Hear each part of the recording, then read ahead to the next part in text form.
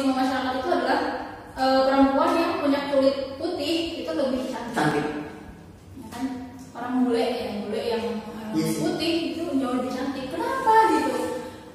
Padahal standar kecantikan itu nggak ada sesuatu yang bakunya gitu. Ya kan? Nggak ada ahli, bahkan ahli pun nggak ada yang menentukan kalau yang mengatakan bahwa perempuan itu cantik kalau misalnya putih loh. Skin tone-nya putih gitu. Enggak juga gitu, semua orang. Kembali lagi di channel Alif Molander. Buat kalian yang belum subscribe, langsung aja klik tombol merah tersebut karena subscribe itu gratis. Oke, terima kasih. Oke, bismillahirrahmanirrahim. Assalamualaikum warahmatullahi wabarakatuh. Kembali lagi di channel saya, channel Alif Molander. Dan pada kesempatan kali ini saya dengan seorang wanita yang mempunyai sebuah kelebihan di bidang bahasa Inggris maupun bidang lainnya di prodi kesehatan masyarakat, yaitu yang bernama Ahlita El Syafira Hadi. Bagaimana Kak? Sehat? Oke. Ini Kak, tahlil aja ya, manggilnya ya? Itu sebenarnya. Oke, Kak Ahlita, kita ngobrol santai aja ya. Apalagi sebenarnya dia tuh bis kampus tahun 2019, tetapi karena sekarang lagi pandemi dan saya berkesempatan untuk mempodcastnya atau mencari informasi mengenai jati diri mereka. Karena Kak Ahlita tuh memiliki kelebihan yang banyak dan kalian harus perlu tahu, apalagi perempuan, dan kemarin dari perempuan internasional kan. Jadi harus mengikutinya. Oke, silakan Kak, perkenalan dulu, nama siapa, asal, dan tanggal lahir. Siapa tahu mau ngadu kan. Oke, halo, nama aku apa saya ya? Aku aja, ya. Nama aku Thalita El Syafira Hadi, biasa dipanggil Thalita. Yang kayak Alif bilang, panggil Kak Thalita. Tinggalnya asalnya dari Tangerang. Asli Tangerang. Oh, Asli Tangerang. Terus apa lagi tadi? tanggal lahir, siapa tahu ada yang mau ngadu. Tua banget nih. Tanggal lahir 22 Juli tahun 98. Mantap. Berarti mau lagi ulang tahun ya, kita tunggu aja. Semoga baca umur. Amin. Ya. Oke Kak Thalita, kakak ini kan jurusan kesehatan masyarakat. Kenapa sih milih kesehatan masyarakat Kak? Kan banyak tuh prodi lain, kayak seperti saya perawat gitu ya, atau manajemen, atau bahasa Inggris kan Kak Thalita ahli bahasa Inggris. Kenapa Kak? Jadi panjang nih ceritanya. Sebenarnya kalau milih kesehatan masyarakat itu basicnya apa ya? Alasan basicnya adalah pengen yang medis, pengen kesehatan, tapi nggak mau yang ribet. Nggak mau yang ribet karena tapi gini dulu ceritanya SMA itu karena SMA IPA, jadi ke-influence sama orang-orang tuh kayak dulu masuk teknik sipil aja, kalau arsitek atau enggak teknik kimia atau apa ya berbau teknik. Kalau enggak ambil yang murni kayak biologi murni, fisika murni gitu kan. Banyak kan ada gitu.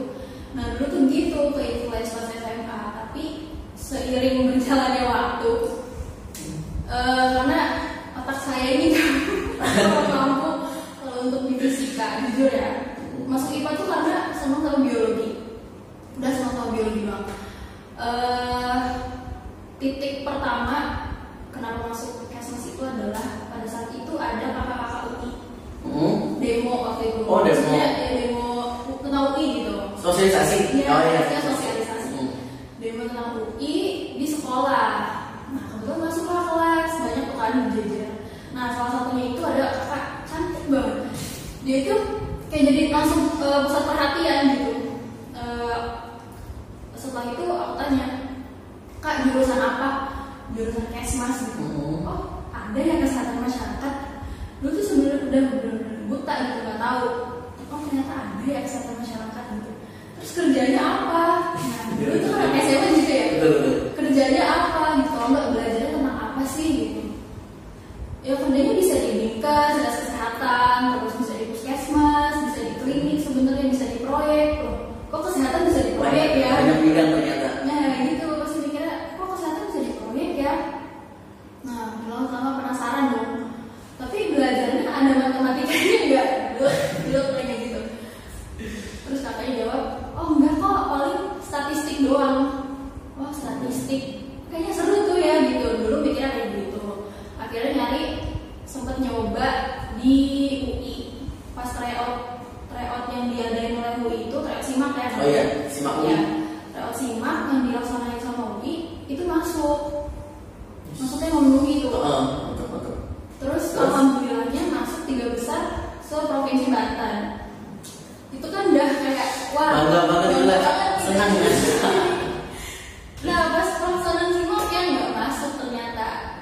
Nggak lolos. Nggak lolos. Berarti sebelum ke kampus di Kesehatan Sumberada udah mencoba daftar di mana gitu? Banyak. Banyak. UI kan simak udah ya. SBM. Ya, SBM. Ya, SBM di mana? Kan sebelumnya SNM dulu ya. SNM dulu ya. SNMPTN itu nyoba karena pilihannya ada 3 kan. Zaman aku ada 3. Yang pertama nyoba nyantumin Untirta. Oh iya. Biasa. Jurusan agroekoteknologi. Mantap. Terus Tapi nggak tahu nih apa. Cewek loh ini cewek. Terus yang kedua pilihannya IPB biologi. Biologi murni. Yang ketiga Sesuai dengan jurusan IPA-nya ya. Yang ketiga pilihannya ke UPN VJ. UPN kan Jakarta nggak sama sekolah kan? Ngambil kesmas. Tadi sudah ada kesmas gitu. Awalnya ada kakak-kakak undip juga waktu itu kelas sekolah. Sekolahku. Tapi kok jauh banget ya Semarang gitu kan undip. Jadi ya udahlah coba UPN aja dulu di Jakarta kan ada, saya di Jogja. Tapi ternyata nggak masuk. Dan tiga-tiganya masuk nggak lolos. Enggak. Masya Allah. Itu kira-kira kenapa sih? Tahu nggak kesalahan karena ketika mengikuti SBM terus? Kalau SBM itu setauku ya SBM itu kan nge-tracknya dari nilai. Iya, dari awal sampai akhir gitu. Iya, Harus stabil. Jadi nilai dari awal kelas 10 kelas 10 ya. 10, 11, 12 itu harus benar-benar fluktuatif. Jadi fluktuatif itu maksudnya terus meningkat. Iya, meningkat. Kalau nggak stagnan, Iya. tetap gitu. Kalau misalnya ada dinamiknya jadi naik turun, Iya, iya. itu nggak bakal keterima. Maksudnya mungkin nggak kecil lah ya kemungkinannya untuk terima. Ya, peluangnya belum terlalu besar lah.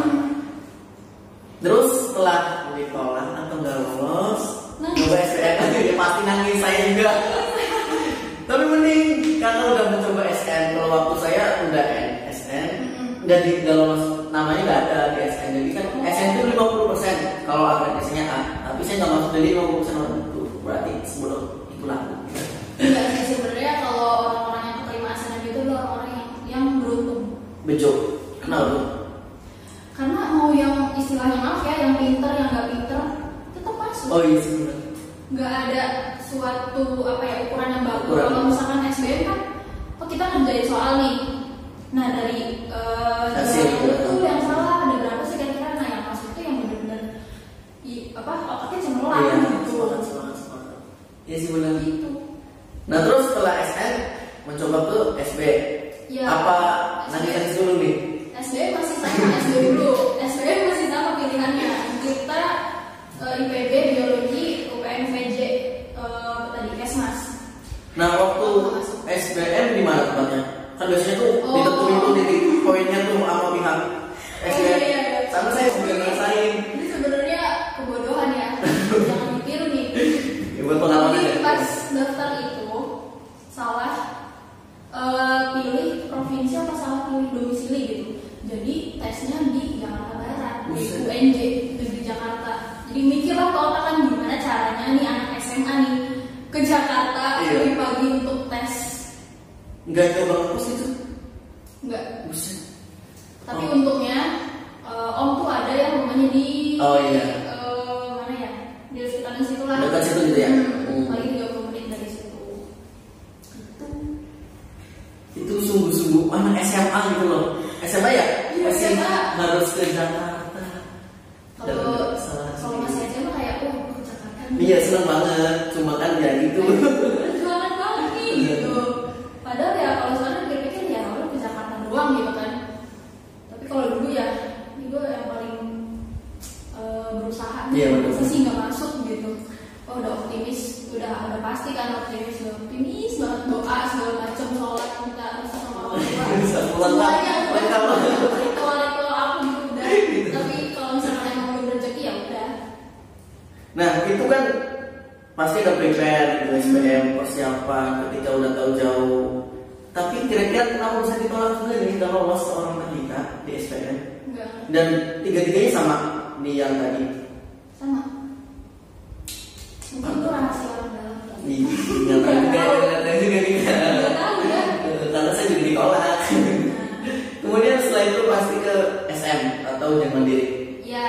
Langsung ke sini apa Enggak. coba untuk Coba di surprise dulu. Poltekkes 2 Jakarta. jurusan? Apa ya? Kalau D4 Poltekkes kan? gizi. Oh ini sih, ya. D4 gizi karena ya yang paling mumpuni ya itu doang. Maksudnya yang aku bisa. gitu. Mampu lah ya, ya. Menurut mau mampu. Dan menggunakan apa tuh kalau di langsung tes apa nilai SBM? Langsung tes. Oh, kalau biasanya kalau di UPN nilai SBM waktu saya. Dan itu ditolak juga. Ditolak juga. Tenang, ditolak juga.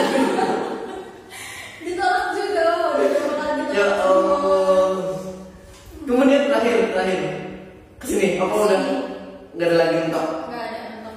Nah, Karena gini pengen nyoba di Stikes yang ada di Bandung nggak boleh juga. iya orang tua biasa kan cewek. Biasa lah itu mah. Gitu. Tapi pernah nggak sih ngerasa putus asa sebelum kesini? Mungkin udah SN, SB, UM, udah 3 kali ditolak gitu. Merasa nggak pengen kuliah atau ada nggak di situ? Ketika udah mencoba beberapa kali tapi gagal. Kalau nggak pengen kuliah nggak. Enggak, cuma Harus kuliah. Oh, Kalau kuliah. dalam hati itu harus kuliah gitu. mau nggak mau gitu ya. Iya. Kalau ditolak. Karena dari orang tua juga tenang aja udah kampus banyak Iya, gitu. benar. Swasta masih ada gitu. Apa sih swasta sih dulu mikirnya gitu. Karena teman-teman tuh karena SMA dulu negeri, SMA negeri kan banyak tuh pasti harus keterima di Benar. UPN, keterima di Undip, UGM, ada juga UI, ada juga. Jadi ngerasa minder gitu. Gengsi aja tuh ya. Nah. Gengsi. Gitu. Jadi masa swasta sih, tapi kalau nggak swasta nggak kuliah gitu. Iya juga sih. Nah itu kan udah beberapa kali pendaftaran masuk Stikes gelombang berapa terakhir berarti? Apa gelombang berapa? Gelombang kedua. Oh kedua masih ada waktu lagi ya. Masih. Dan langsung terima dulu lah. Alhamdulillah. Terima di Stikes nih sekarang. Dia lihat di Kalau Stikes. bisa nggak lulus nggak tahu mau kemana lagi sebenarnya. Benar sama kita harus berterima kasih kepada Stikes daripada usaha dan terus usaha. Tapi jangan salah yang harus di highlight di sini adalah bukan karena negeri atau swastanya kalau kuliah itu, tapi gimana cara kita mau berkembang, Benar, semangat. gimana kita cara kita mau belajar. Kita bisa meskipun di swasta tapi kita setara dengan yang negeri. Nah, boleh dong memberikan sebuah pandangan tersendiri menurut kakak nih berarti yang kuliah di kampus swasta tuh berarti nggak terlalu bodoh atau nggak untuk orang kaya atau nggak bisa bersaing dengan kampus lain itu gimana sih menurut kakak sudut pandang kakak? Ini. Ketua yayasan ini Bidadari Pemusada itu pernah bilang kayak gini, namanya Pak Darsono. Pak Darsono pernah bilang kalau Bapak Ibu pada satu rapat ya, Iya. Bapak Ibu pemerintah kita tuh dalam hal pendidikan cuma mentingin yang pintar-pintar doang, yang lolos seleksi. Iya, Nah, iya, iya. lolos seleksi masuk ke di negeri. Nah, sedangkan yang sisa-sisanya tuh gimana? Inilah yang menjadi sebuah tanggung jawab. Nah, kebetulan hati beliau itu tergerak karena itu. Iya, Orang benar. yang istilahnya nggak keterima di negeri, nah bingung kan harus kuliah di mana? Jadi memberikan kesempatan untuk mahasiswa atau siswa-siswi yang nggak terima di kampus itu ya. Benar-benar dan menurut saya juga berpendapat bahwasanya kampus itu nggak mempengaruhi karena bukan dari kampus mananya gitu. Bukan dari kalian dari IPB, UGM dan lain sebagainya, tapi bagaimana kalian berkontribusi, bagaimana kalian berproses dan menambah ilmu dengan sendiri. Sama sih, gitu kan? Jadi buat kalian yang kampusnya swasta, kampus negeri pun nggak apa-apa, tapi jangan ada rasa minder karena kampus itu nggak pernah menciptakan mahasiswa yang hebat, tapi harus mahasiswanya yang menciptakan kampus itu lebih kualitas. Itu mantap. Terus kak selama kuliah nih udah terima nih udah sekian lama banyak panjang banget perjuangan untuk kuliah udah keterima, ada nggak sih rasa bingung ketika kuliah? Kan kuliah tuh beda dengan SMA ya dia. Menurut gimana tuh ketika beradaptasi pertama kali? Kalau masalah adaptasi sebenarnya bukan suatu yang sulit ya. Kalau emang orang-orangnya masih bisa diterima gitu. Iya, betul. Karena kan ya pasti ketemulah karakter baru, entah yang orang yang cuek banget, entah orang yang suka marah-marah, entah orang yang banyak deh pokoknya. Jadi tipsnya adalah menerima dulu. Menerima dulu. Karena yang harus disadari adalah karakter orang tuh beda-beda. Jadi mau nanti ke depannya gimana, yang penting kita menerima dulu. Terus cara menanggapi dosen kan berbeda-beda nih kak. Udah mahasiswa ya, udah bulan-bulan lingkupnya mahasiswa. Cara menghadapi dosen yang killer itu gimana sih menurut kakak yang udah berpengalaman yang killer dulu ya dulu? Kalau menghadapi dosen yang killer bukan istilahnya cari muka ya. Iya betul. Ya bukan istilah cari muka, tapi setidaknya kita punya sesuatu yang harus ditonjolin dalam diri kita gitu. Misalnya kalau dosen itu nganggap kita ini anak pendiam banget nih gitu. Gimana caranya anak ini jadi aktif. Jadi ketika kita dijudge kayak gitu sama dosen yang killer, jangan jadi menciut gitu malah. Dan baper lah. Ya jangan baper. Jadi kita terus tunjukin ini Bu, saya bisa kok, bisa lebih aktif gitu. Meskipun beliau killer tapi terus juga tipsnya jaga image. Oh yes, itu susah. Dan jangan sekali-kali punya masalah. Asli jangan sampai. Yang penting hati-hati aja, dan jika ada masalah pun langsung komunikasi aja. Karena Iya betul. seburuk-buruknya mahasiswa di mata dosennya mahasiswanya, dia yang orangnya akan dididiknya. Nah kak, ketika kuliah kan pasti ada suka dukanya kak. Suka dulu dukanya pasti banyak.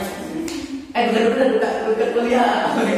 Oh duka dulu Kan dia udah lulus nih selama 4 tahun ya SMC ya, 4 tahun. Dukanya apa sih selama kuliah? Dukanya biar mereka tuh tahu, jangan senangnya. Aduh, dukanya yang pertama karena rumah saya jauh. Jadi ya entah yang tiap hari ngelewatin jalan berdebu, entah yang tiap hari ngelewatin jalan yang hujan deras banget. Udah pernah lewatin, bahkan sampai sekarang juga lewatin. Terus dukanya adalah mungkin yang tadi ya berhubungan sama yang adaptasi sama teman-teman.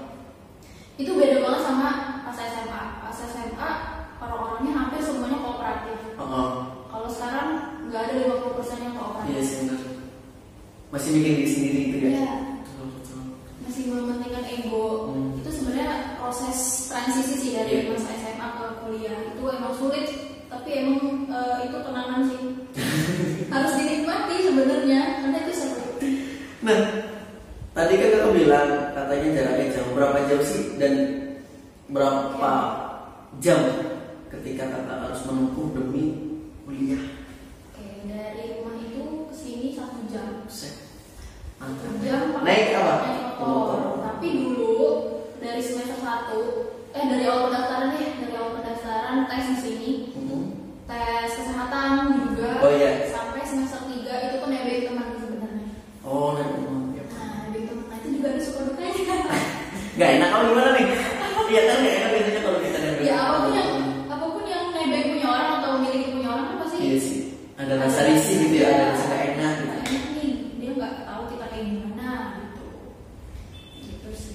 Nah terus untuk rasa jauh itu kenapa nggak ngekos? Itu kan udah tahu jauh. Alasan nggak ngekos apa? Alasan nggak ngekos adalah pertama ngekos tuh butuh uang. Iya kan, semua juga tahu. Ngekos tuh butuh uang.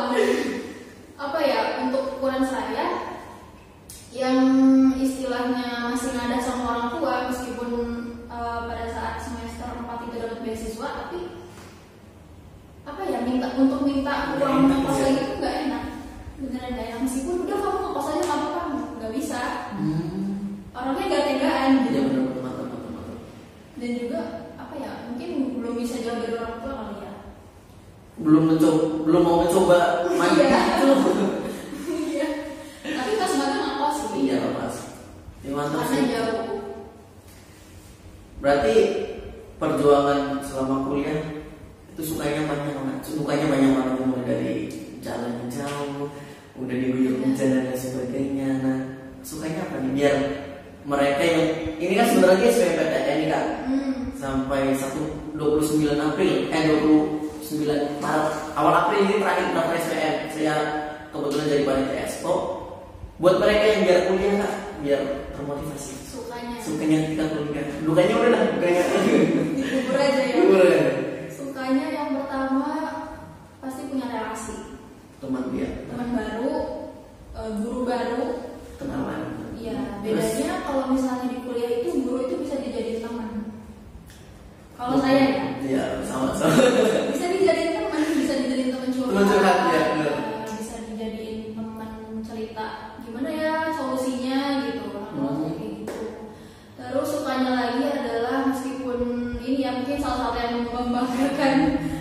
meskipun di swasta tapi kita masih bisa bantu orang tua dengan cara dapat beasiswa.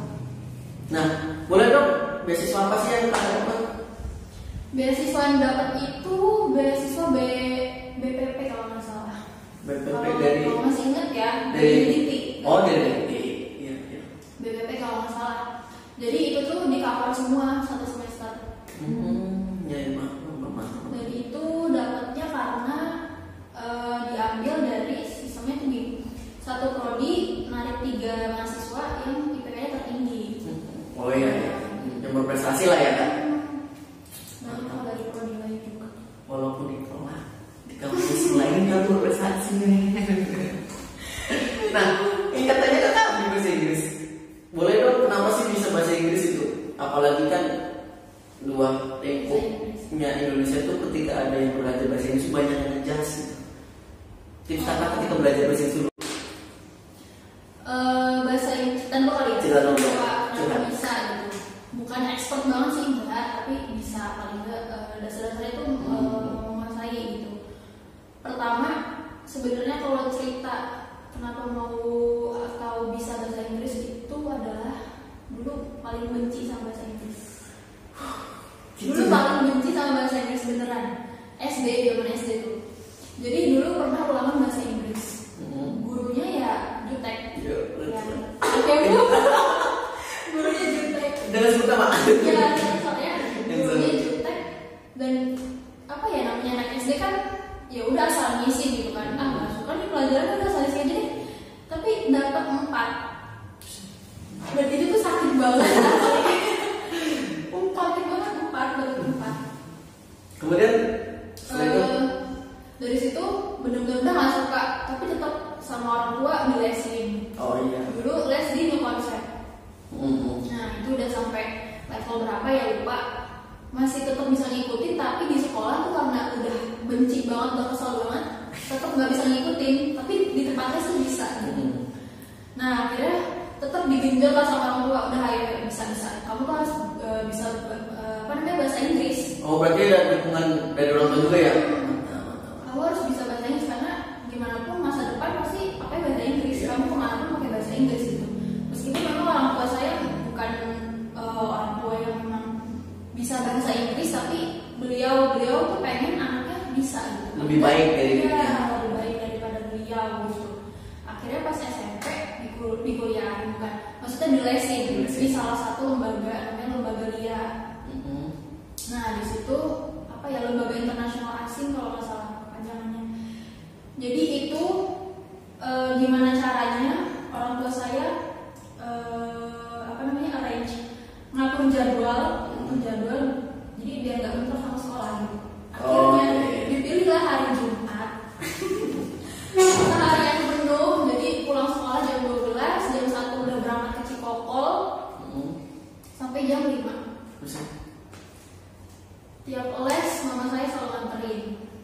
Wah, itu berarti naik angkot. Naik angkot? Enggak motor? Pada saat itu belum bisa naik motor. Saya belum berani ke jalan raya lah, karena kan Cikokol ya. Itu selama berapa bulan kalau boleh tahu? Setahun lebih lah.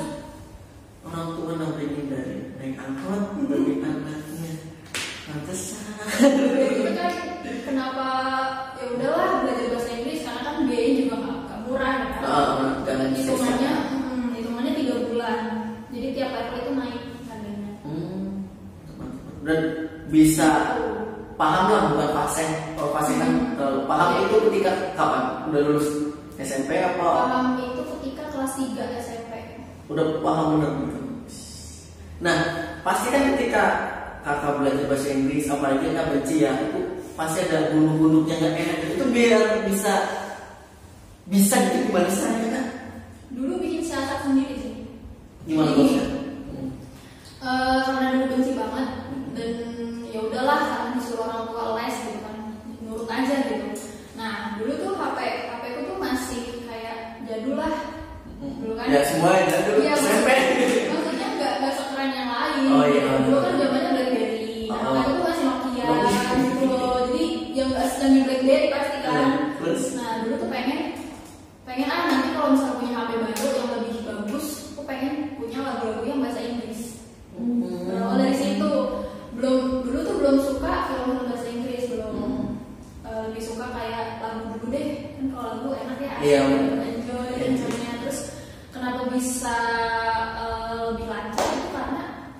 nyanyi tuh lihat lirik. Oh gitu ya. Ini penting nih. Lihat lirik. Jadi mungkin ini yang nggak diketahui sama orang-orangnya ketika nyanyi aja gitu. Iya. Terus setelah itu lama-lamaan langsung bisa gitu. Iya. Terus dia aja. Iya kan semua bisa karena biasa. Ya itu bisa karena terbiasa. Lakuin lah apapun, tapi yang tetap ada unsur itunya. Ngerti gak? Maksudnya, Iya. misalkan pengen bisa bahasa Inggris sih, tapi pengen cari cara yang fun gitu, cari cara yang asik, ya dengerin lagu. Kalau enggak ya nonton film, nonton series. Messi ternyata ya. Gitu caranya. Ternyata ada perjuangan juga gitu. Dari orang yang gak suka bahasa Inggris sampai bisa. Aduh, dan berarti bisa disimpulkan bahwasanya kakak bisa bahasa Inggris 80% bantu dari orang tua ya, ibu Itu. utama. Kalau nggak ada dorongan dari orang tua, mungkin sampai sekarang udah nggak tahu nih apa nih artinya gitu. Udah ke lingkungan sendiri pasti. Benar-benar. Itu berarti buat pelajaran buat kita ya. Karena jujur jarang sih orang tua yang seperti kakaknya ini. Iya, dulu juga mikirnya apaan sih belajar bahasa Inggris gitu kan. Iya, benar-benar. Nggak bakalan ini, nggak bakalan kepake, tapi kepake. Oh sekarang apa lagi? Bahasa Inggris kan bahasa internasional. Iya. Harus generasi milenial harus paham. Nah boleh lah tipsnya nanti dikembangin oleh kalian semua para penonton. Nah kak, ketika kuliah kan pasti berkecimpung dengan tugas. Tapi boleh tahu gak sih kakak mengikuti organisasi gak sih walaupun kuliah itu sibuk dengan tugas? Organisasi sebetulnya karena apa ya? Karena dari orang tua nggak menyetujui untuk ikut organisasi pas masuk kuliah, jadi ikutlah yang eksternal, organisasi Oh, iya. eksternal. Yang di luar kampus maksudnya? Iya betul, di luar kampus. Karena dulu jujur aja dulu tuh senang banget organisasi pas zaman SMP. SMA. Wih, boleh cerita nggak sedikit? Wah, dulu SMP pernah jadi ketua OSIS. Nah, gitu. Dulu abis itu sebelum ketua OSIS jadi seksi 10 namanya. Sih, sepuluh apa? Nah, jadi nama divisinya itu komunikasi dalam bahasa Inggris. Tuh, jadi naik tingkat jadilah ketua OSIS gitu. Oh iya iya. Itu terus pas SMA SMA, ya? SMA OSIS juga. Ketua juga? Enggak. Kira, Saingannya banyak. itu langsung lulus. Enggak, saingannya banyak begitu kan kalau SMA pasti tanggung jawabnya lebih berat dong. Benar. Semakin tinggi jenjangnya semakin berat. SMA itu OSIS sama seksinya komunikasi dalam bahasa Inggris juga. Program-programnya yang pasti ya orientasinya ke bahasa Inggris gitu. Terus naik lagi jadi namanya apa ya dulu MPK. Oh, iya. Majelis Perwakilan Kelas. Nah itu jadi sekretaris gitu. Mantap. MPK itu seperti pendamping atau pengawasnya OSIS. Iya betul, pengawasnya di atasnya OSIS. Iya, betul. Nah, ketika kuliah organisasi yang diikuti di eksternal apa? Oke. Pas kuliah pas kuliah kan? Oh, Ya, kuliah. pas kuliah itu ikut Earth Hour Indonesia. Apa nih Pak? Jadi Earth Hour itu kalau teman-teman mungkin ada yang belum tahu, Earth Hour itu suatu organisasi diawasi oleh WWF. WWF apa? World Wildlife. Nah, jadi WWF ini tahu kan yang logonya panda?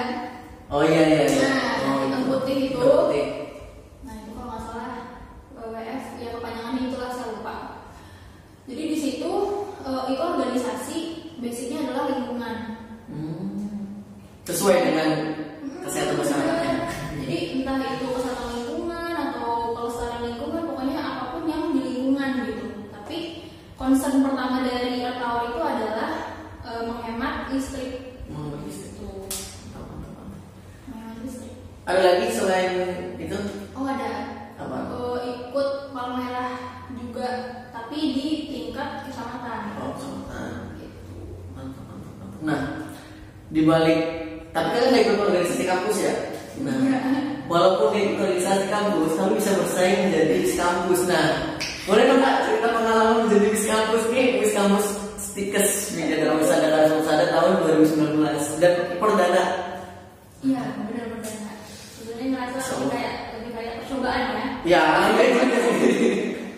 Lebih kayak yang uji coba gitu. Tapi senang sih. Jadi kalau bicara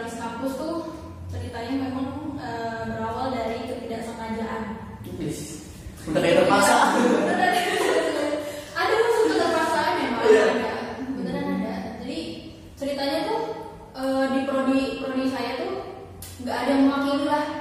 Nah sedangkan dari prodi-prodi kayak perawat, bidan, terus medis, farmasi ada semua. Entah yang 1, yang 2, yang 10 kan ada. Aduh dari situ tuh udah mikir, masa sih Kesmas nggak ada yang wakilin gitu kan dari sekian banyak. Itu satu prodi, nggak ada sama sekali. Nggak ada. Menurut saya. Sedih banget kan dari berapa ratus orang gitu, ya sampai nggak nyampe 100-an sih. Iya. Sebetulnya kalau Tapi lumayan banyak sih itu Iya, Kesmas. lumayan banyak, tapi dari 3 kelas di angkatan saya tuh nggak ada yang mau. Terus berinisiatif untuk mengajukan diri apa ditunjuk sama dosen? Nggak, awalnya ditunjuk sama teman Oh, temen. yang jadi panitia Ika. Yang padus ya, yang padus. Ika Mustika, aduh, gara-gara kamu. Itu gimana tuh ceritanya? Dipaksa? Iya, jadi udah deh kali aja maju gitu. Ini aku tulis namanya ya, pendaftaran terakhir di jam terakhir. Bisa. Itu berkasnya aja nyusul. Tapi nggak tahu kenapa masih bisa diterima gitu. Mungkin kekurangan.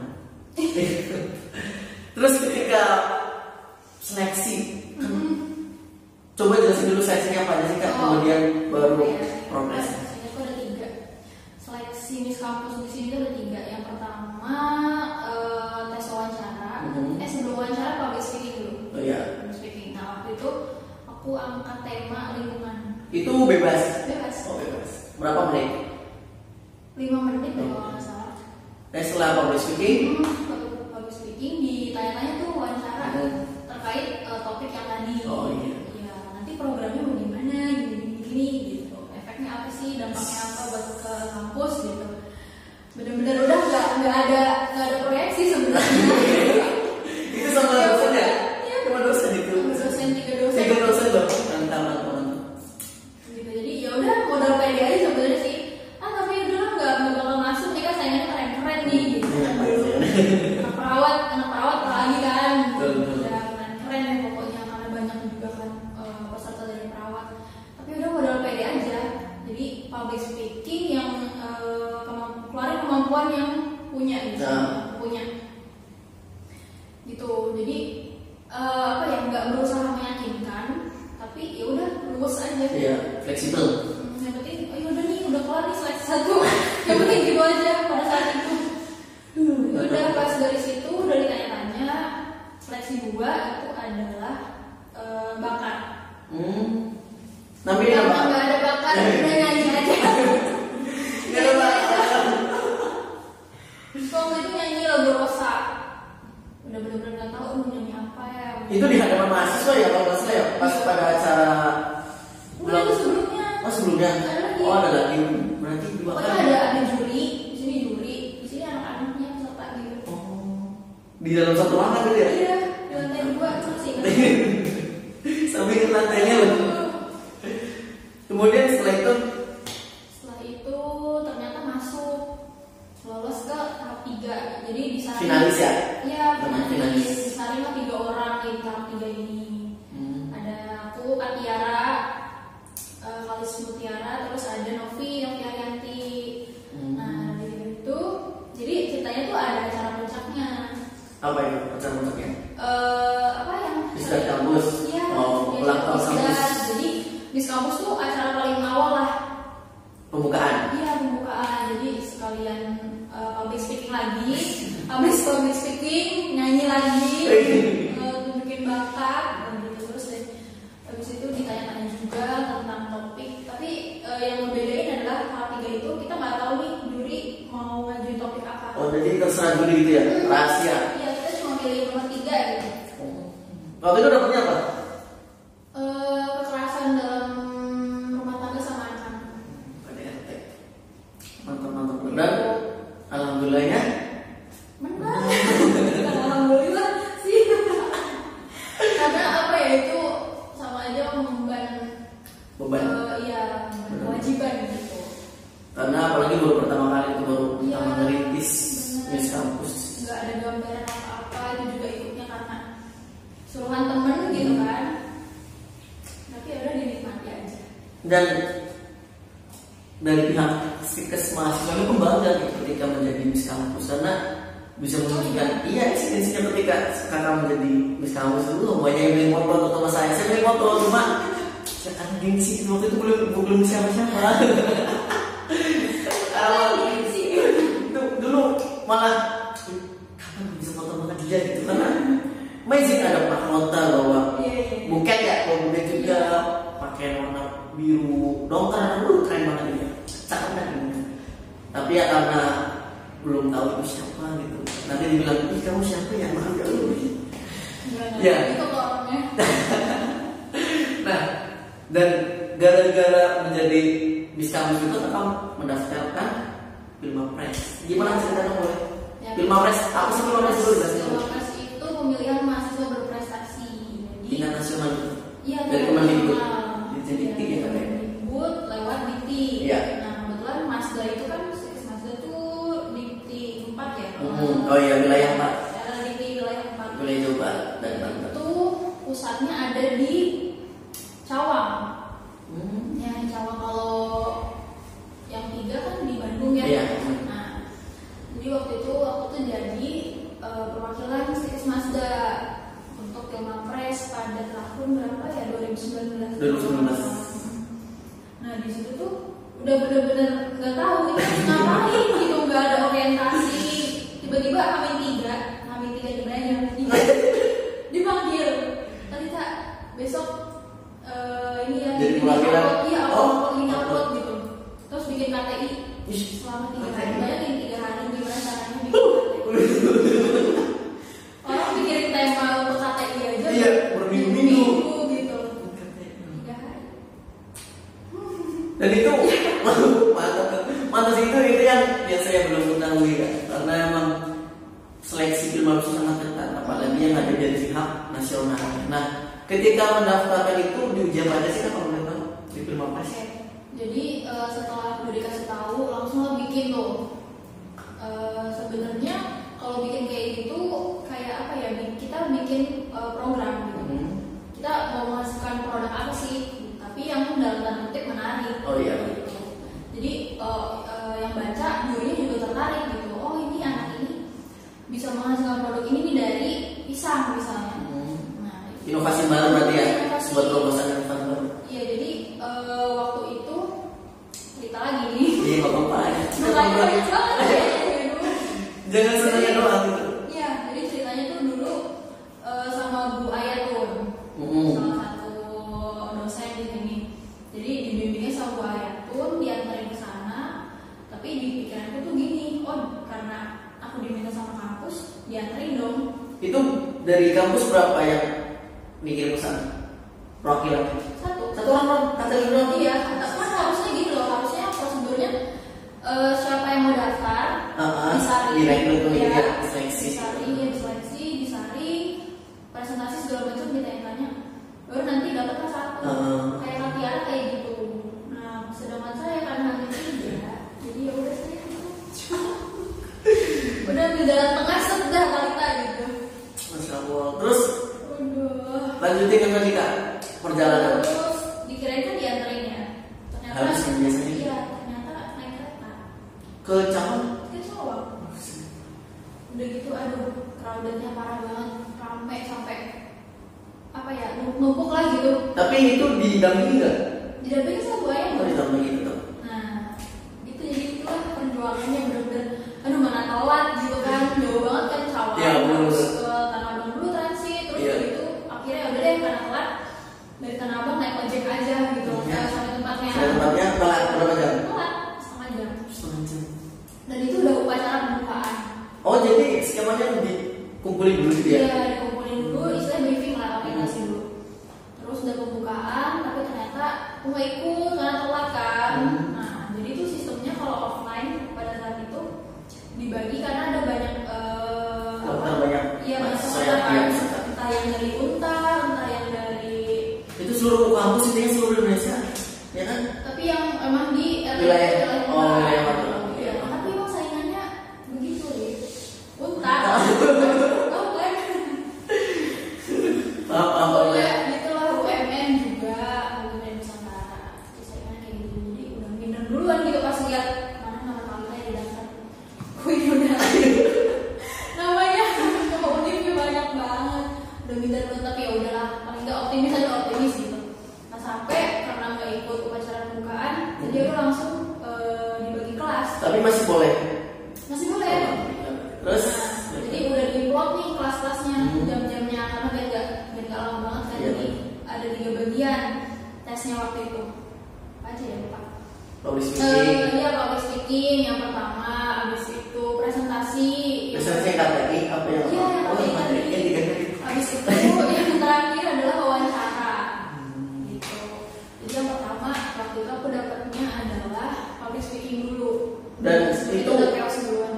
Suruh berbicara tentang apa? Jadi gini sistemnya, kalau pas public speaking itu 5 orang masuk. Oh, 5 orang. Nah, jurinya ada 2, juri sebelah kita sini, di peserta. Oh, iya. Waktu itu sama salah satunya UPH, masuk UPH. Nah, di situ jurinya banyak nih temanya. Jadi gulungan kertas. Oh iya, printingan. Iya, gulungan kertas. Kita pilih salah satu buka. Oh, ini temanya ini yang harus dibawain. Pindahlah ke tengah, jadi ngadep audiens yang ngadep tempat peserta itu gitu. Ngadep tempat peserta itu pas dibuka, oh aku dapat violence waktu itu, jadi kekerasan juga. Mending lah gak ada pandangan. Tapi tetap aja ya, kalau misalkan hawanya lagi deg-degan, lagi panas dingin. Iya, nervous lah gitu. Udah blank semua gitu, jadi nggak tertata. Harusnya kan apa dulu nah dikasih waktunya itu 3 menit atau 5 menit gitu. Dan setelah selesai itu diajukan pertanyaan juga dari audiensnya. Dan itu full English ya. Iya, ini yang unik nih. Jadi pemilihan PPSan itu menggunakan bahasa Inggris, semuanya bahasa Inggris itu. Ya. Pertanyaan orientasi publishingnya pakai bahasa Inggris dan bangga kan punya kamu. Lanjut kamu. Kalau kita bangga-banggain dulu.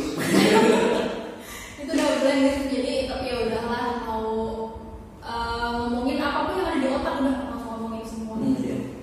Tapi kalau ngeliat peserta yang lain kan pintar banget, fasih banget gitu, lancar banget, apa dia nggak nervous ya gitu. Jadi kayak gitu, tapi dulu yang penting dijalanin dulu gitu. Waktu itu pertanyaannya itu gampang. Pertanyaannya seputar pemerintah udah ngapain aja sih gitu, mengatasi itu gitu. Dan itu masing-masing peserta wajib bertanya. 3 orang. 3 orang wajib bertanya. Oh, jadi 3 pertanyaan gitu. Iya, 3 pertanyaan dari siapapun, dari yang ada di situ gitu. Gitu, pokoknya keluar udah lemes banget. Udah gitu. Setelah itu lanjut ya. Wawancara. Bagaimana? Jadi di wawancara itu mungkin tips sekali ya untuk teman-teman yang ikut Pilmampres. Jadi kita sebagai perwakilan kampus itu harus punya minimal sertifikat nasional. Oh iya. Bukan seminar ya, tapi kompetisi. Perlombaan gitu ya? Iya, perlombaan apapun lah, perlombaan apapun. Yang penting skalanya nasional atau yang paling bagus internasional gitu. Iya. Ya kan logikanya gini, kita kan mau jadi calon mahasiswa berprestasi gitu kan. Iya. Tapi gak ada prestasi gimana gitu. Kalau cuma prestasinya di tingkat kabupaten, kecamatan, atau kota gitu kan, pasti semua orang ada yang lebih daripada itu gitu. Banyak mahasiswa yang lebih daripada itu. Yang dicari. Waktu kakak ada nggak? Apa ya, dulu ngandelin pas SMA skala nasional doang, skala provinsi bukan nasional. Jadi waktu itu ada lomba simulasi sedang ASEAN. Nah itu pakai bahasa Inggris juga. Jadi mau nggak mau ya bawa itu deh, itu gue punya gitu kan. Udah itu aja, tapi tetap aja kan kurang gitu. Yang ditanya apa aja kira-kira? Biar Pas buat wawancara. Iya. Ya itu tadi punya sertifikat apa enggak yang sekarang nasional atau internasional gitu. Terus dari itu di kampus sudah berkontribusi apa aja gitu. Nah waktu itu saya mengedepankan sertifikat di kampus tadi gitu. Oh ini, terus ditanya programnya apa aja sih gitu. Itu udah pengabdian ke masyarakat atau belum? Jawabnya? Belum. Karena dia ada koordinasi. Jadi buka kartu. Nah setelah itu lanjut tes yang terakhir. Tes terakhir itu adalah KTI. Itu gimana? Ya. Perjuangan ngerjain KTI dulu dah. Selama KTI. 3 hari.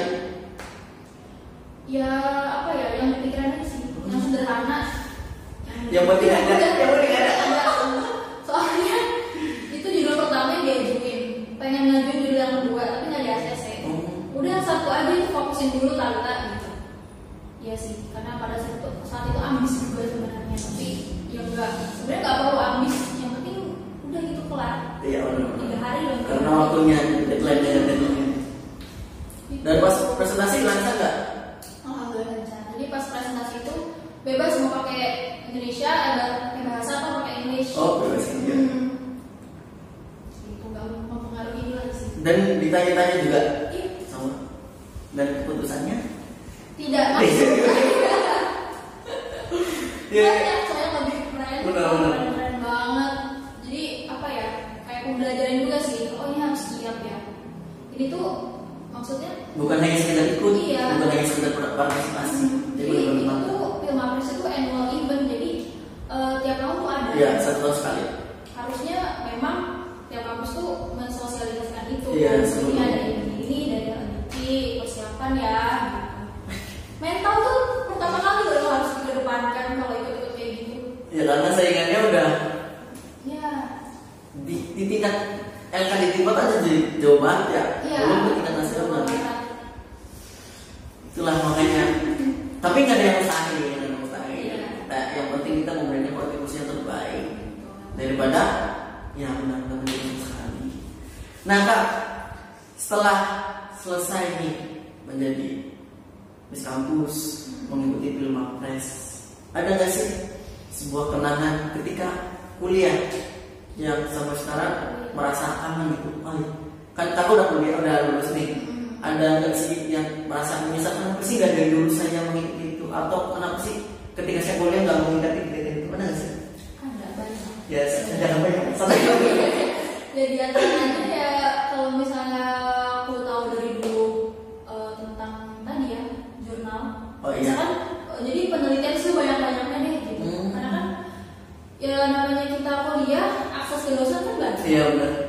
Sering kan kita Sering. interaksi gitu. Walaupun misalnya kita tahu ini kalau misalnya kita penelitian kita bisa publish loh Scopus misalnya, itu bisa dapat uang gitu. Benar. Kalau lihat dari sisi materinya. Tapi pada saat itu nggak tahu. Jadi pemikirannya kuliah ya. Dapat nilai bagus sudah. Iya benar. Tapi sebenarnya nggak sebatas itu gitu. Banyak hal yang harus dieksplor sebenarnya. Jadi jangan ketergantungan sama kampus juga, jangan ketergantungan sama teman juga. Kalau misalnya bukan dari diri kita yang eksplor ya susah. Iya. Jadi kuliah itu masa-masanya kita memberikan kontribusi ke kampus Iya. dan memperbaiki diri karena di kampus itu benar-benar banyak kegiatan tingkat nasional dan ya kita tahu sendiri mahasiswa adalah agen of check, staf dan lain sebagainya. Nah, ketika kita berbicara ketika udah lulus nih, impian apa sebenarnya? Impian untuk siapa nih? Untuk diri sendiri ya. Jangan ke yang lain dulu. Impian untuk diri sendiri Diri yang sendiri, mau ke depannya. lanjut kuliah. S2 ya. Targetnya kan di mana?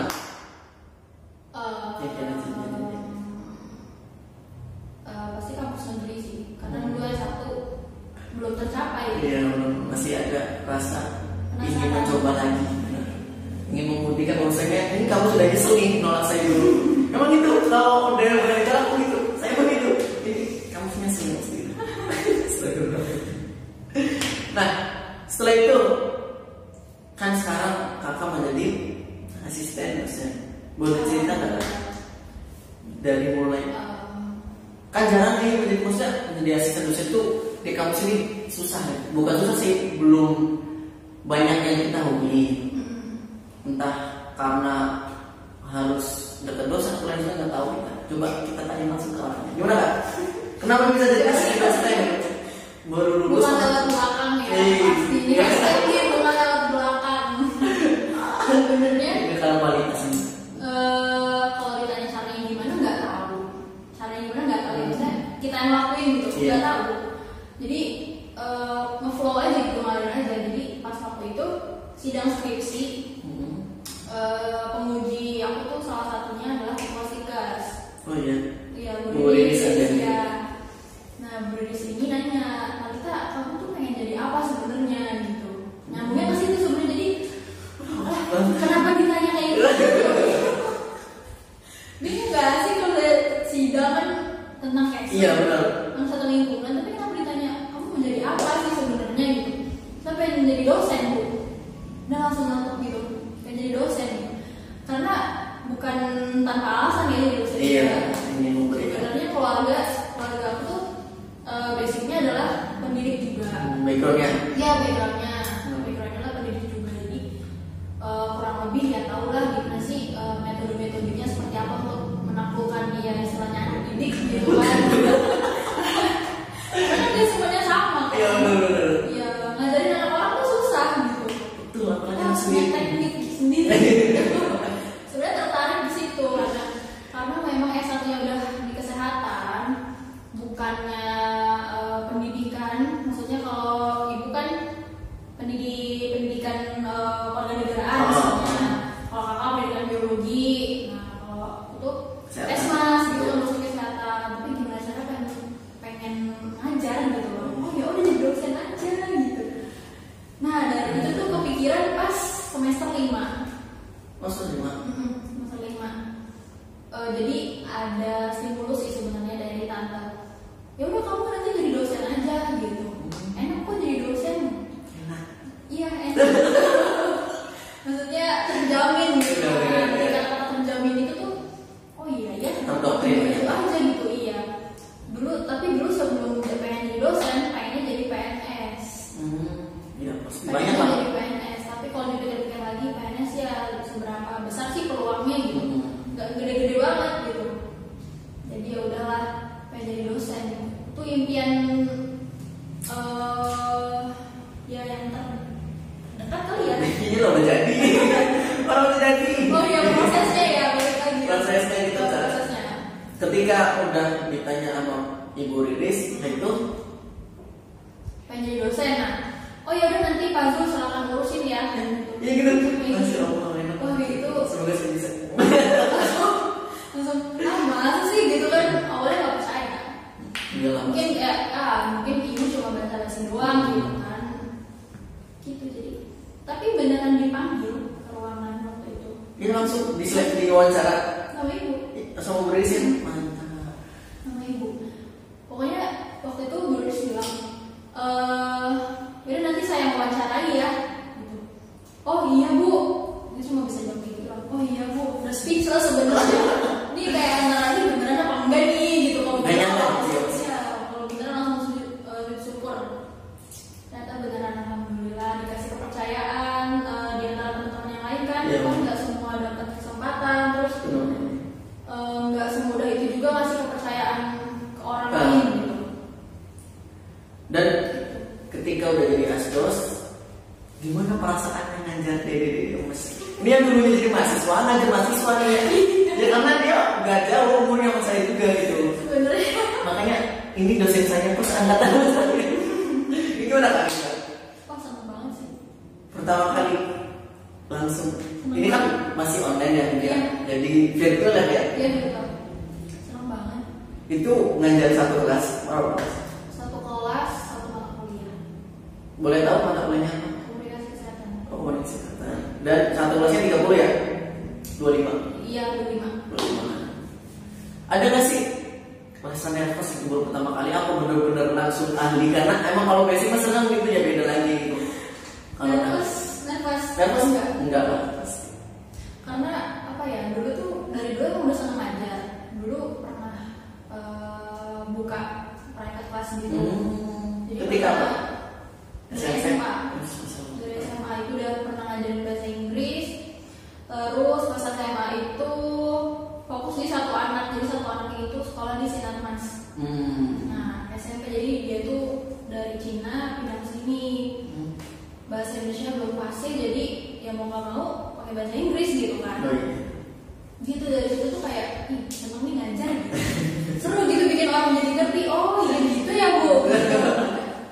Iya begitu. Nah tapi kan itu udah puas banget. Mantap dah. Puas banget. Tapi kenapa sih kakak Melita ini lebih milih menjadi wanita karir? Dosen kan masih wanita karir ya? Kenapa nggak jadi yang lain itu ibu rumah tangga kan kebanyakan tanda kutip ya, banyak yang aja sosialnya semakin tinggi pendidikan buat apa gitu. Kalau ini sudut pandang berbeda ya. Jadi kita tanya ke Katalita aja sudut pandang Katalita mengenai dulu.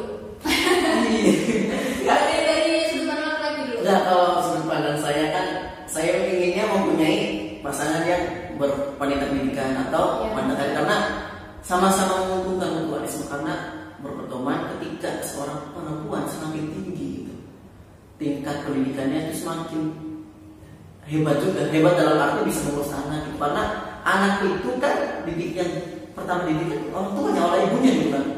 Ya walaupun yang penting mah satu doang, harus balance itu ketika udah mempunyai anak, bisa ngurus anak, bisa ngurus pekerjaannya. Tapi jujur jangan sampai beranggapan ketika orang yang berkuliah semakin tinggi, perempuan itu semakin dibilang buat apa sih tinggi-tinggi, ujung-ujungnya juga jadi rumah tangga gitu. Itu pandangan beda lagi, tapi itu pandangan saya. Kita pandangan ke ceweknya ke Katalita selaku wanita karir sekarang. Oke. Kalau ditanya kenapa mau jadi wanita karir sih, karena saya selalu berpedoman sama omongan mama saya. Mama saya bilang, sehebat apapun laki-laki, sehebat apapun suami kamu nanti, kamu harus tetap punya penghasilan sendiri. Karena kita nggak tahu di kemudian hari suami kita tuh kenapa. Karena belajar pada kenyataan sendiri gitu. Karena ayah saya udah meninggal pas saya kelas 6. Oh, berulang Ya kan? Dari tadi kita nggak tahu berarti Jadi kalau misalkan mau di kelas balik, kalau misalkan mama saya dari dulu nggak disuruh ayah saya untuk udah kuliah guru sampai sekarang nggak punya pekerjaan. Iya sih. Mau kasih makan anaknya apa? Iya. Oh itu berarti pedoman dari Katalita. Tapi boleh nggak sih kasih kakak sama wanita karir saran atau jelas terus memberikan masukan kepada wanita lain ketika mereka ingin melanjutkan jalur pendidikan tetapi terhambat oleh standar laki yang kayak tadi ya? Sebenarnya tergantung yang ngomong siapa. Yang ngomong siapa? Kalau ayahnya yang ngomong, siapa orang tuanya? Lebih baik kasih pengertian. Edukasi, benar. Kasih pengertian. Tapi kalau orang yang ngomong, ya orang kan kasih kamu makan. Itu kan pikiran, maksudnya omongan kasarnya gitu. Emang orang itu kasih kamu uang, menghidupi kamu, atau seperti apa gitu? Apakah kamu memang ketergantungan sama dia sehingga hidupmu tuh diatur sama dia gitu? Iya. Istilahnya kalau emang hidup tapi ngikutin apa kata orang bilang cewek gak usah pendidikan tinggi dan lu udah jadi rumah tangga doang. Jangan salah. Ibu rumah tangga itu suatu pekerjaan terhormat loh. Karena laki-laki atau bapak atau suami itu belum tentu bisa melakukan pekerjaan apa yang ibu rumah tangga lakukan. Nggak mungkin ya, saya belum nemuin. Bahkan ayah saya yang istilahnya dulu anak pesantren tapi ya bisa nyuci sendiri gitu. Ya udah mandiri kalau udah mandiri, tapi masih ada satu titik di mana tetap istrinya yang lakuin. Nggak akan bisa konsisten pas saya. Nggak akan bisa konsisten. Jadi mau perempuan itu sampai udah S1, S2, S3, bahkan sampai profesor, dokter segala macam, titel udah sepanjang apapun, tetap jadi ibu rumah tangga. Iya. Tapi beda apa namanya persepsinya lebih beda daripada orang yang nggak kuliah atau orang yang nggak menjalani pendidikan lebih tinggi. Karena semakin tinggi pendidikan, perempuan itu semakin lebih cerdas menurut saya. Menurut Anda gimana? Sama? Benar. Jadi sebenarnya kalau yang ngomong kayak gitu ya, kayak perempuan kamu sih tinggi-tinggi gitu kan, ujungnya di dapur doang. Nah, makanya tadi saya bilang itu yang ngomong siapa gitu, itu laki-laki mana yang ngomong gitu. Ya, pendidikan dia apa gitu, pendidikan dia apa, dia punya apa gitu. Apakah dia profesor juga gitu, apakah dia udah berpengalaman atau gimana. Jangan sekali-kali menganggap rendah sih. Apalagi kemarin habis. Nah ya boleh dong kasih sudut pandang di hari perempuan yang kemarin tanggal berapa sih? 6 9. Oh iya. Boleh kasih pandangan di hari perempuan internasional. Oke. Jadi perempuan itu nggak mudah, pun laki-laki ya. Iya gitu loh. Itu kalau Jangan dong menang sendiri. Tenang, dulu saya. Jadi perempuan tuh gak mudah. Apalagi kalau misalnya udah jadi istri, jadi wanita karir, pasti multitaskingnya lebih kan. Nah, tapi jangan sampai memang kita sepenuhnya ketergantungan sama orang lain, apalagi sama laki-laki. Jangan sekali-kali gitu. Mau istilahnya mau sayang apapun, mau secinta apapun, tetap kita harus punya jati diri sendiri. Tetap kita harus punya penghasilan sendiri. Gitu. Kalau bicara tentang perempuan, luas banget. Intinya perempuan harus bisa mandiri. Sepakat saya sepakat. Kalau mau mantap banget Masya Allah. Kemana-mana sendiri. Nah, tapi bagaimana sih menurut kakak ketika perempuan mengalami sebuah trauma dalam arti karena dibilangin body shaming atau fisik? Mungkin kan perempuan kan lebih, kalau laki kan lebih ke perempuan lebih ke hati, kalau laki itu logika. Kalau misalnya gitu menurut yang saya baca. Nah, menurut kakak bagaimana sih perasaan perempuan ketika mengalami itu dan bagaimana solusinya saling? Nah, pasti pernah kan pasti? Pernah. Gak mungkin enggak. Semua perempuan. Ya, body shaming tuh ya sekarang udah banyak banget ya. Dari dulu malah, ih kok hitam banget gitu, ih kok kurus banget gitu. Ini di saya. Kenapa enggak yang lebih gitu? Karena gini, stigma masyarakat itu adalah perempuan yang punya kulit putih itu lebih cantik. Ya kan? Orang bule yang Yes. putih itu jauh lebih cantik. Kenapa gitu? Padahal standar kecantikan itu nggak ada sesuatu yang bakunya gitu. Ya. Ya kan? Nggak ada ahli, bahkan ahli pun nggak ada yang menentukan yang mengatakan bahwa perempuan tuh cantik kalau misalnya putih loh. Skin tone-nya putih gitu. Enggak juga gitu, semua orang ya cantik dengan versinya masing-masing gitu. Pun laki-laki juga kayak gitu, meskipun memang orang body shaming, ya namanya manusia ya bisa melihat kekurangan orang lain gitu. Memang salahnya adalah pemilihan kata-kata sih, yang bisa dibilang kalau itu body shaming, padahal mungkin maksud dia nggak kayak gitu. Tapi kalau misalnya tips untuk mengatasi body shaming adalah sering-sering baca motivasi. Sering-sering lihat di YouTube tuh sekarang udah banyak banget. Wah, ini channel ini juga. Di YouTube tuh udah banyak banget gimana caranya kita mengatasi body shaming. Banyak banget deh.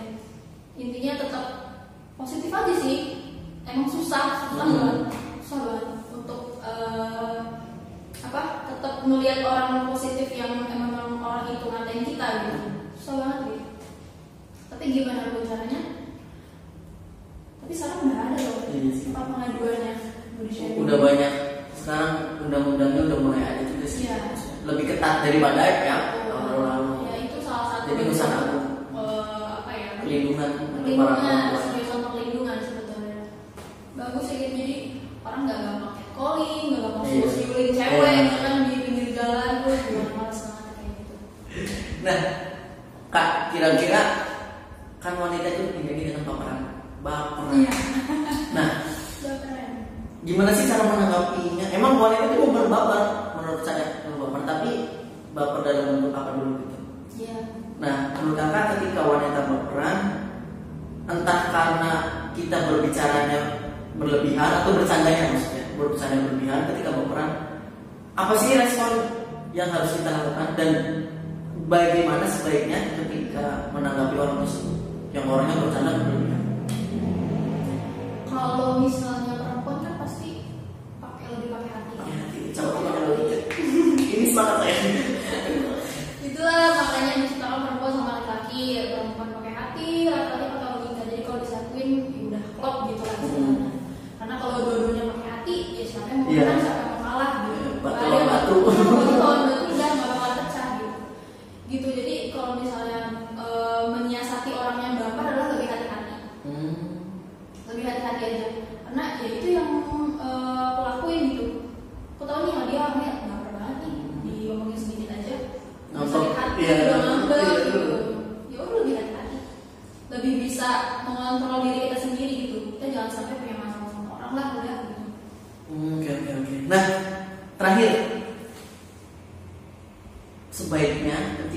lebih masalah. Ini versi perempuan dulu ya. Perempuan dulu. Versi perempuan. Enaknya gimana sih ketika kan perempuan ini identik dengan baperan. Pasti ketika mengalami masalah otomatis di upload tuh curhat ini di situ dulu. Ini gimana menurut penolak? Baik gak sih menurut kakak gitu? Sebetulnya itu bukan berarti semua perempuan kayak gitu ya? Enggak. Perempuan kayak gitu. Ya jangan nanti salah arti kan. Ya, jadi memang ada orang-orang yang melampiaskan emosinya itu dengan cara-cara upload status, mau di WA, mau di Instagram, jadi tinggi banget statusnya. Ada temenku kayak gitu. Mungkin ya kita ngerti aja, oh mungkin dia memang masih berada di fase yang mana dia butuh pengakuan dari orang lain, dia butuh perhatian dari orang lain.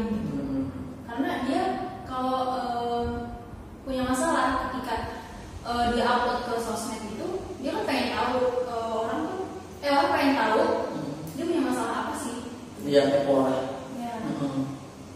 Gitu, jadi kalau misalnya emang ada orang yang kayak gitu, sebaiknya kalau misalnya masih bisa diomongin, silakan diomongin. Iya, benar. Tapi itu tadi balik lagi ya, Balik ke kita orangnya. kata-kata. Nah, gimana sih orangnya gitu? Kalau orangnya ya udah lurus aja gitu lah, dan bisa nerima pendapat dari siapapun ya, it's okay, boleh-boleh aja. Tapi kalau emang orang-orang yang bener support gitu, udah lu gak usah ganggu gitu. Iya, Itu udah pasti batu banget. Iya, itu akun gua, video gua gitu kan. Ya udah terserah gitu kan. Susah sih emang mengendalikan orang-orang kayak gitu. Karena ya tiap orang cara melampiaskan emosi itu beda-beda. Ada yang orang nyoret-nyoret jadi bisa bikin tenang gitu. Ada orang yang jalan-jalan kan ada kayak gitu. Ada orang yang itu tadi upload ke sosmed gitu. Jadi dia masih butuh pengakuan. Kalau gue punya masalah nih, ada yang mau bantu nggak gitu. Meskipun memang dia mikirnya enggak kok, gue nggak masuk kayak gitu. Gue cuma pengen share doang gitu. Nah, terus lanjut lagi nih, masih penasaran dengan saya. Kan ini kan pas setelah aku udah dosen sebelumnya, dosen udah ngajar lah. Nah, zaman sekarang kan problematikanya itu perempuan dan laki-laki itu perkuliahan daring kan. Dan banyak yang mengalami stres entah karena banyak wanita lebih tahu gitu. Tips dong boleh buat mereka karena Buat mahasiswa. Apa ya, kalau dari segi mahasiswa sih nggak terlalu banyak, kalian kan nggak ngerasain juga ya. Iya, Dari langsung dari dosen. selama 4 tahun tuh iya. ini offline terus, Agak. terus mungkin ya pasti lah kalau namanya online monoton kan, gitu aja.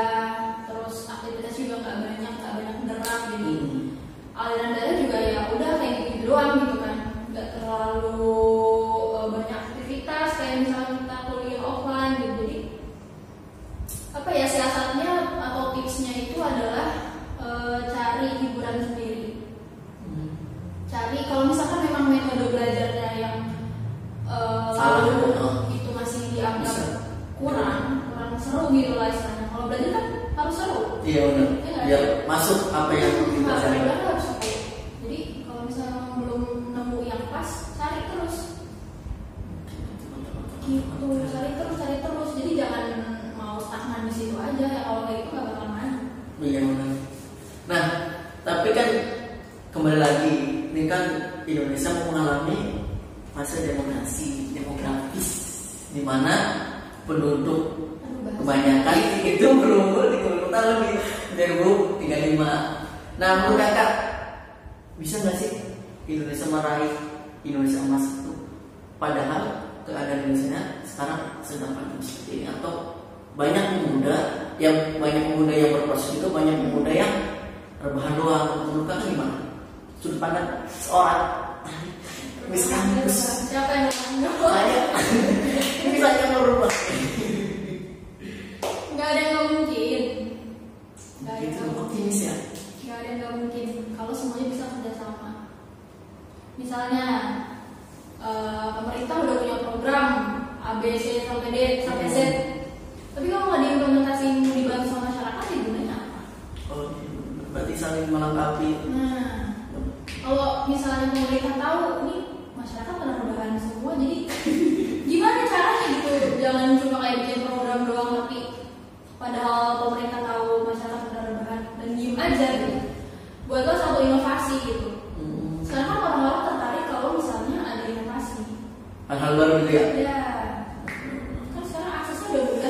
Nah iya. Publishnya tuh udah mudah, udah ada sosial media, ada Instagram, banyak.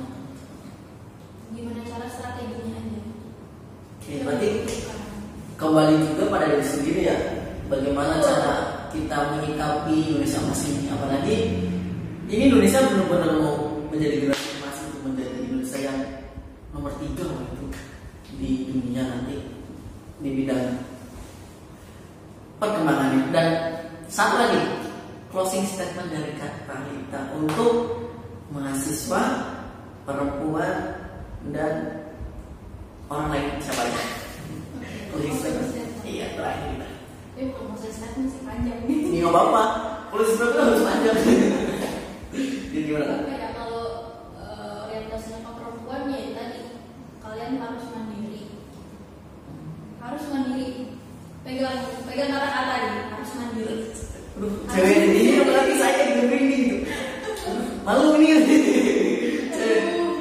Karena apa ya, orang Indonesia, bukan orang Indonesia sih, orang-orang tuh belum akan tahu rasanya kalau dia belum ngerasain. Iya benar. Kita belum tahu akibatnya kalau kita belum ngerasain. Belum mencobanya gitu ya. Nah, untuk mencoba, meskipun ya notabene kita perempuan gitu, tapi kita nggak bakalan kalah kok bener kaki. Udah ada kesetaraan gender, tenang aja. Kita udah hidup di dunia yang mana kita bisa ngelakuin apa aja. Kalau dulu kan apa yang dilakukan laki-laki belum tentu bisa Ya. dilakukan perempuan. Udah nggak ada Bisa, bisa semua.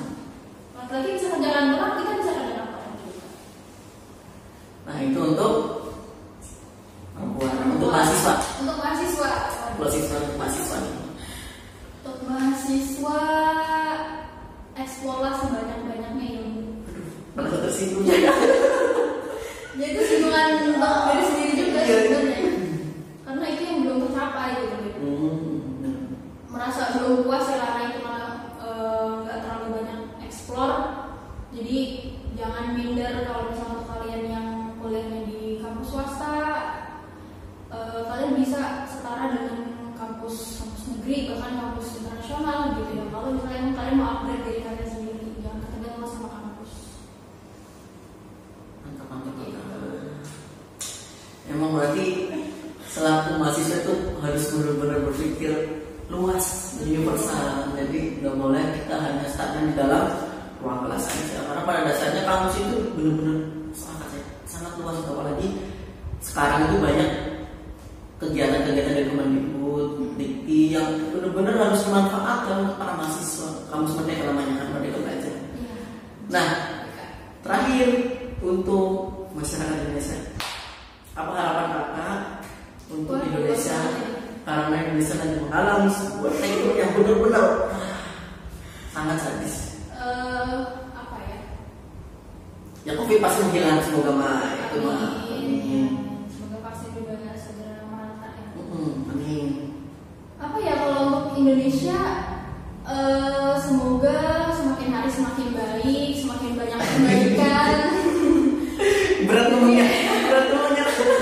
Bukan perbaikan itu, tapi harus ada kontinuitas, harus ada keberlanjutan. Jadi Konsisten gitu ya. saya harus konsisten. Jadi ya jangan mau kalah lah sama negara-negara lain gitu. Negara-negara lain udah banyak punya inovasi-inovasi baru, udah banyak punya teknologi baru.